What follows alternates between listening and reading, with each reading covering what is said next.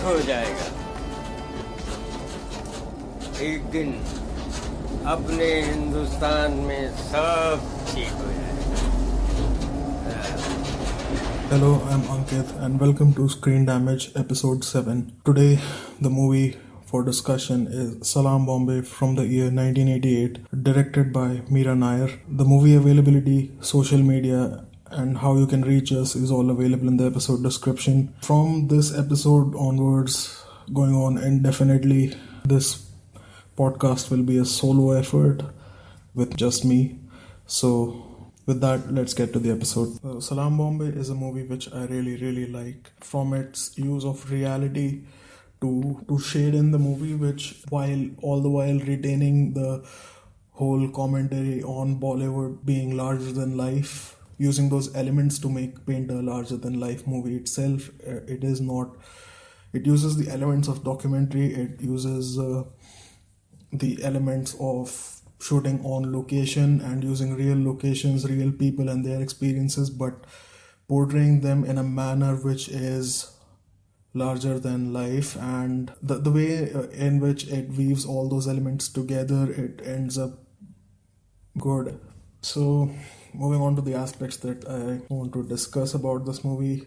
One thing which really struck me was how ubiquitous the advertisement was in this movie, how it takes up a lot of screen real estate in many scenes. Now, whether that is how the scene actually was, or whether the director or the cinematographer actually chooses to focus on those details is maybe a bit fuzzy to me, but it stood out to me how ubiquitous the advertisement is in this movie, and how you can see even in this old colonial era architecture and all these buildings, dilapidated buildings, you can see the advertisement is still in the foreground, how it surfaced on top of these crumbling things. The enduring aspect of those things is two things, one of which is a fresh coat of paint on those old dilapidated buildings, and the advertisement which perseveres. I would say it is a big part of the almost every scene in which you look outside, rather than being in a building. Even where the children essentially live, where they sleep, you can see these essentially murals in the background where it is quite symbolic what's being painted in the background. And I don't think that was specifically done for the movie itself. I think it was there before, and the way it melds with the movie itself.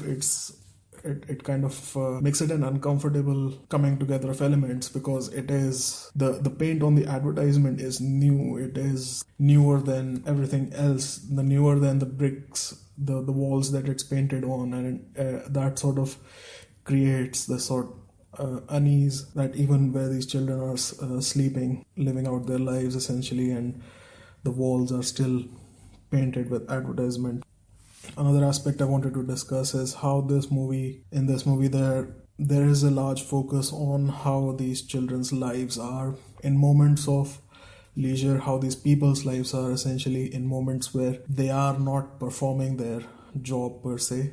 It is hopeful in those aspects where it shows moments of happiness amongst the abject crushing sludge of poverty, which I would say that other movies would focus more on the poverty part. I'm not saying if that's good or bad or anything, but like it's just that, say for example, like a City of God or any movie of that kind would focus more on how just focus on the parts where poverty has affected these people and how they're surviving under it. But the survival aspect there is more couched in not showing how these people live in times of leisure. An example of a movie which does this well, according to me, is like Do the Right Thing, where moments of leisure are shown in mixed with moments of darkness there as well. I mean, it shows how things interact with each other and how oppression happens and like how those things intertwine. In Salaam Bombay as well, it shows moments where these people are happy, where these people, even though they are living in really bad conditions, and it shows them living. Actually, it shows them surviving, it shows them having their moments of not being essentially shown as some sort of objects of just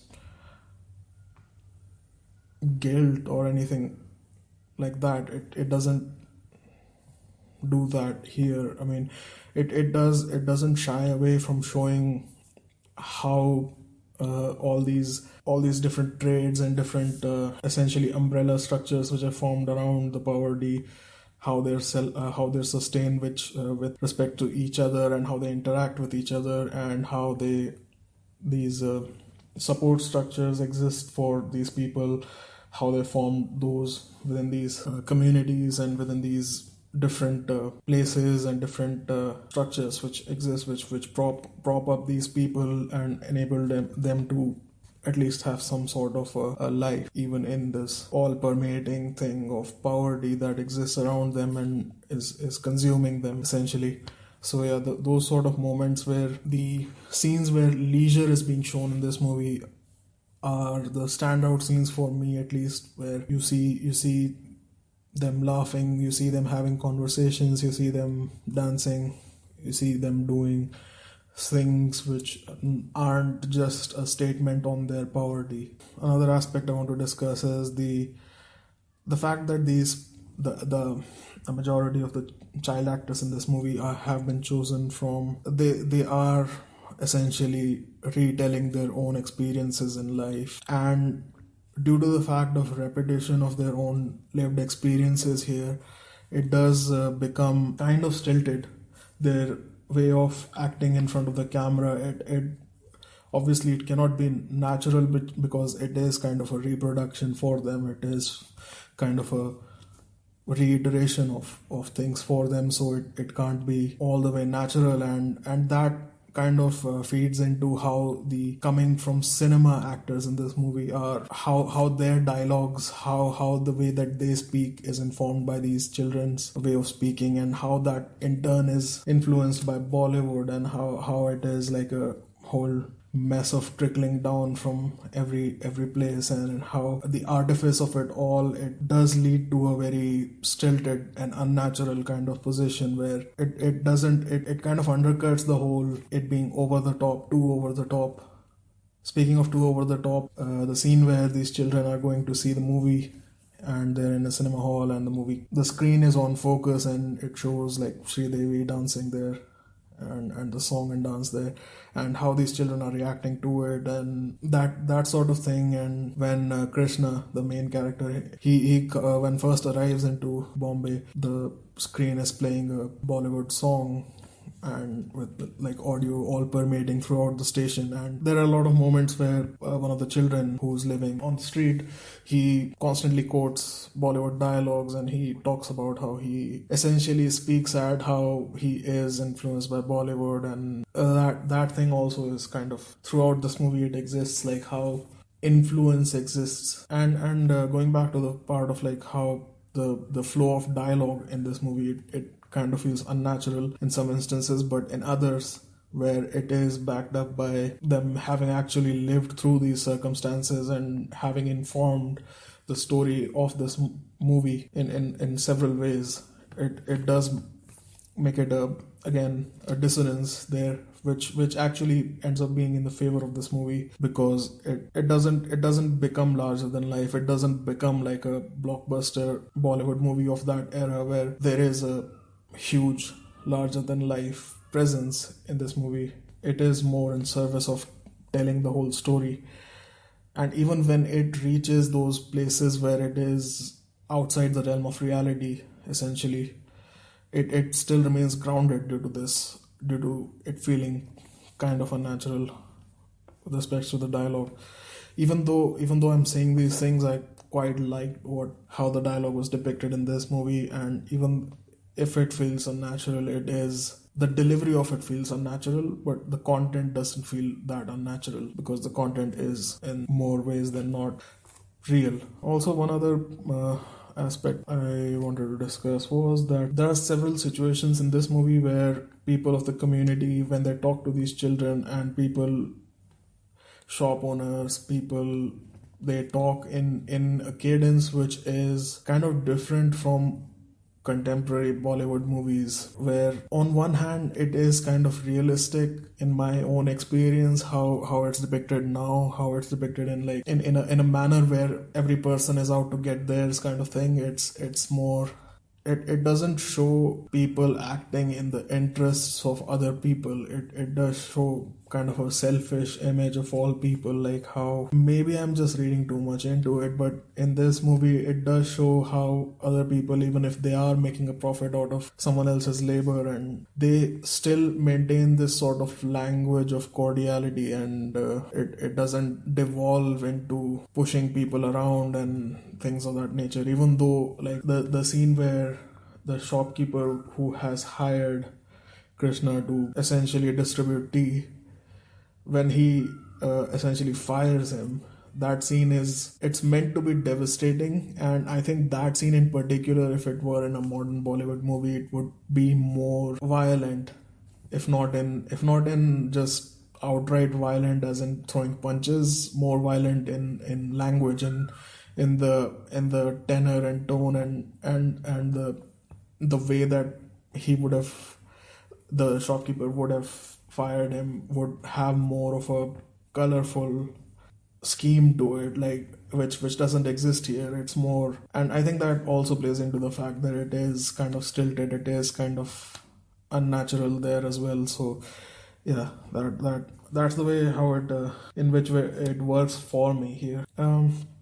One scene in this movie is where Chilam, the older drug addict who is shown in this movie as the experienced person, or the person who's selling drugs to foreigners or selling drugs to anyone who, like, he is doing it on behalf of Nana Patekar's character, who is essentially operates things in this geographical area which is shown in this movie. The joy that he shows in pulling a fast one over a tourist, that sort of joy where the tourist has pulled out his calculator and calculating how much he ought to be paying for drugs from him, and even though it is not much that he gets out of the tourist, just the sheer like joy that comes over his face when he realizes that he has essentially conned this guy into giving more money than the drug should have been worth, and that sort of thing, where there's this one kid in the gang, essentially, where these children, there's one older kid who keeps on like belittling Krishna whenever he's coming around those children, and he's like on his route distributing tea or whatever, and this one kid, he's like saying smart alecky shit and like asking him for free tea or whatever, and that sort of thing. There's a lot of things in this movie where the establishment of hierarchies, essentially, like it's more essentially those people don't have any power over their situations or anyone else who is essentially has them in a situation which is inescapable for these people. Like it is impossible for them to get out, and if they want to, or it's impossible for them to move anywhere else but sideways in those situations. And so this sort of this sort of joy in exerting in some little way, that not really exerting it, but like in some little way, when they exert some sort of power over some other people, the joy in those situations, yeah, that exists in this movie, and it's that dichotomy is really interesting here. Now, speaking of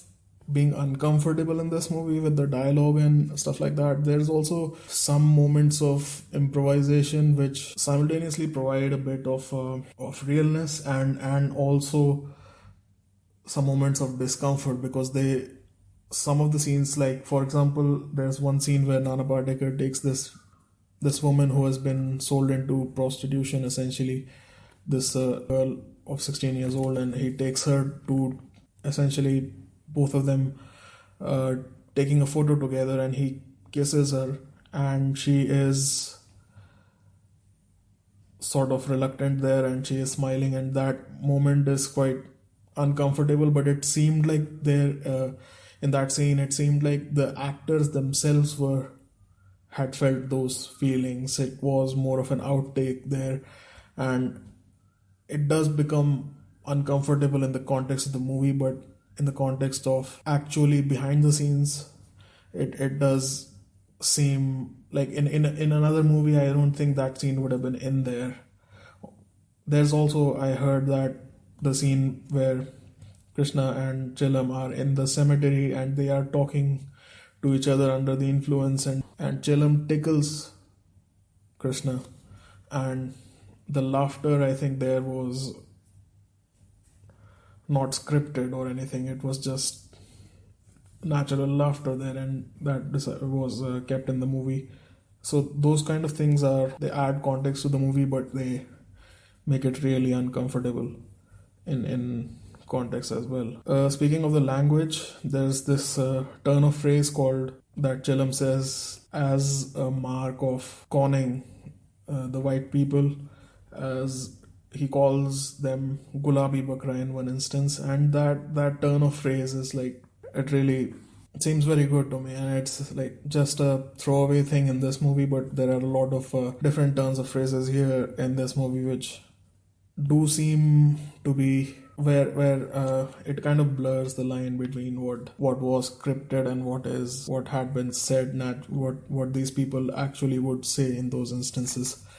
So yeah, speaking of the advertisement aspect of it, like there's also a couple of scenes where you can hear music which is playing through radios or off camera, and those kind of things really, on one hand, they do date the movie. They are also like the permeability of those sort of things. It does show that these people also have these other things and they're going on in their lives. It's not just that they have these sort of aspects of their lives as well.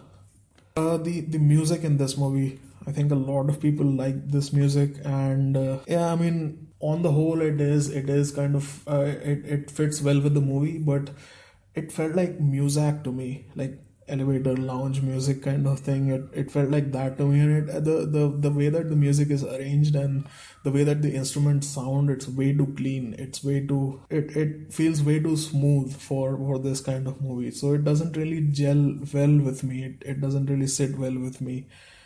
But yeah, I mean, the only reason why I mentioned this is because it became noticeable to me in certain scenes. But the main theme is quite good. The one where which begins with the movie.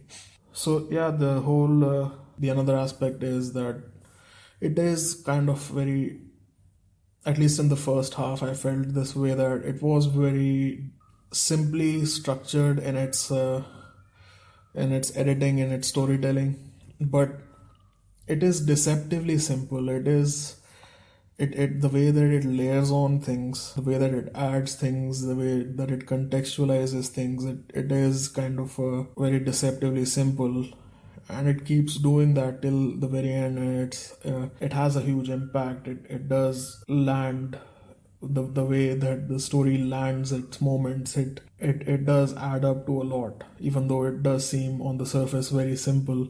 One particular scene I would say is that where after Chelam has died, Krishna, he has deposited his money in the brick where Chelam had told him that that's a very safe place inside a brick to keep the money. And once he comes to see that, to take his money, he sees that Chelam had used all of that on drugs, because of which he ended up overdosing and dying.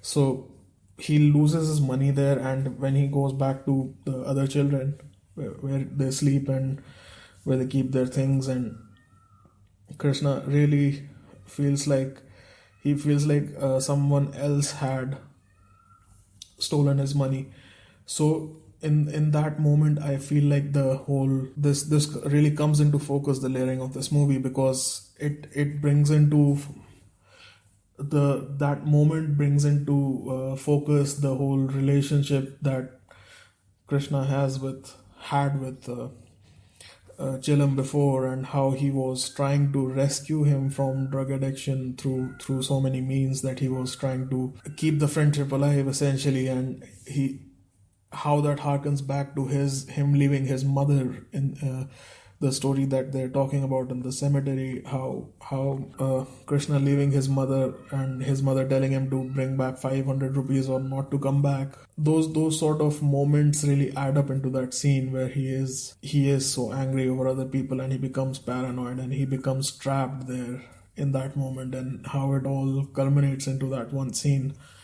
So yeah, the whole impact in that scene is quite well layered. I would say it is simple. It doesn't really belabor the point in that scene. But yeah, speaking of belaboring the point, I would say that this the way that this where that this movie ends kind of felt to me that it had a few false endings before that, and it just wanted to drive the point home incredibly hard by the end.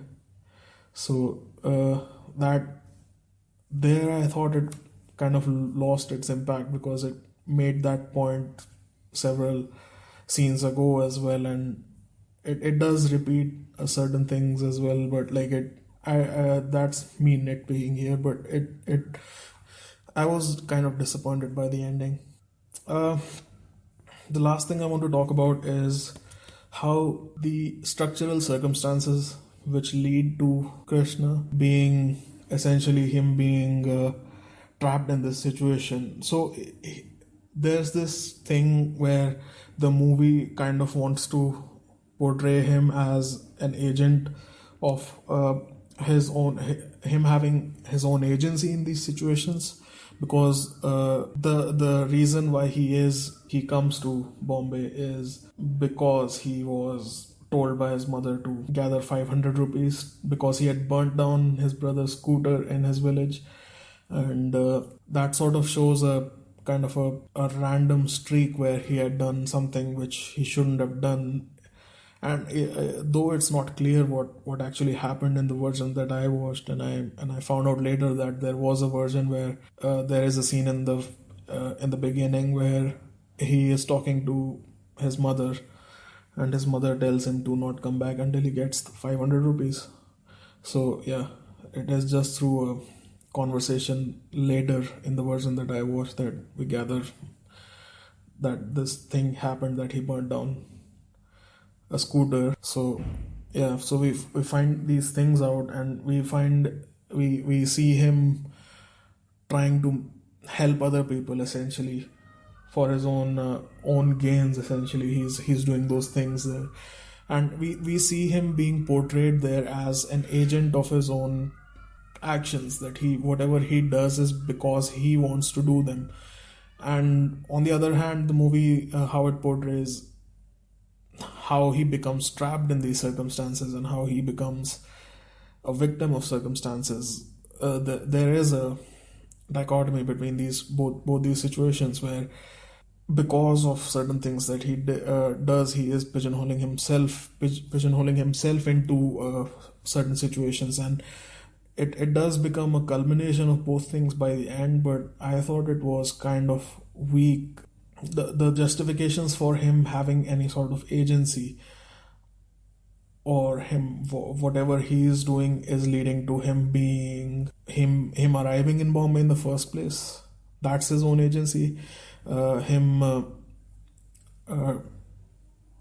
delivering tea, him whatever circumstances that he arrives in, him burning the bed to try to rescue that teenage who has been sold in, the 16-year-old who's been sold into prostitution, her, and that sort of thing, where he burns the bed and thinks that that's the only way out for her from there, and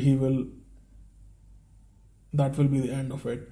So whatever actions he is choosing in those instances, it's through It's filtered through the actions of a child, filtered through the expectations of being an adult in those situations. And it's just it feels like that he has agency in those situations, but it it's more like that he believes that those are the only possible scenarios in which there can be any sort of just retribution in those situations. So yeah, I tend to see it more as like, I tend to fall more on the side of circumstances leading him into doing those things, and I don't see that him being an agent of his own, the things that are brought upon him for because of his actions. As we see in the second half, where he is imprisoned essentially for no fault of his own, he is just imprisoned, and there we see how the culmination of all things, where he is talking to this one child who keeps on asking him inside the essentially the prison, where he is standing up to these other people and trying to like help other people as well, like even in that situation where he's trying to help this other kid from this bully who has been bullying him for a long time. And yeah, so even in that situation he is trying to help other people escape their circumstances. So one thing is that kid reminded me of Mac from It's Always Sunny in Philadelphia. uh, he is always like kicking around and like practicing kicks and shit, and that really reminded me of that. Yeah. No, getting back to the point where the kid tells Krishna that all of these children who have been incarcerated here have been kept here for a long time without any sort of reason. So all of these expectations that we see here, all of these things which are happening to people for no reason at all, and it's all like, it's all through no fault of their own. And I think that is the side which I fall on. It's like that these people have very little agency in their lives, and no matter how they choose to use that agency, it always ends up being them digging their own graves essentially. It's that sort of scenario where it keeps every situation that they try to escape, it keeps them digging further. So yeah, there's also this one other character which is like Nana Patekar, who is, his character is in this movie is essentially the drug distributor in an area, and he was previously to prostitution as well. And he promises his wife who's living with him, and he promises her that certain things will happen if they decide to stay together, and which haven't yet happened. And there's a sub story. This is another part of the movie where these people and the expectations that they have, and how they want to get out of these places where they're being held because of several factors. I mean, it's not just one thing, it's just these people are being held in place forever essentially. And the way that they try to escape from these situations themselves, and they can't, because everything that they decide to do also pulls them back into staying in place essentially. That another part also factors into it, like how people cannot escape. There's no escape for people. Like you'll end up dying in the city, and you'll end up dying in this confined geographical location. You can't get out of it. Like, it's just a reiteration throughout this movie about this theme. And how I choose to see it is, in the beginning of the movie and up until the end, there is the arc it follows is that Krishna actually believed that he could escape his circumstances, and by the end there's this total breakdown of his desires to escape it, or his will to escape it, and his belief that he can actually escape it. Even if he gets the 500 rupees, he won't be able to escape it. So yeah, it is kind of a real pessimistic movie in that aspect. But yeah, the way it shows the what these people do in their leisure or whatever, in those circumstances, it does also show that it's not just that these people are experiencing just total detachment from life because they are living in these real impoverished conditions. I don't know. I don't know what I'm saying. I mean, that's just it. And that's it. Bye. Pistol packing mama, lay her pistol down. Pistol packing mama, lay her pistol down.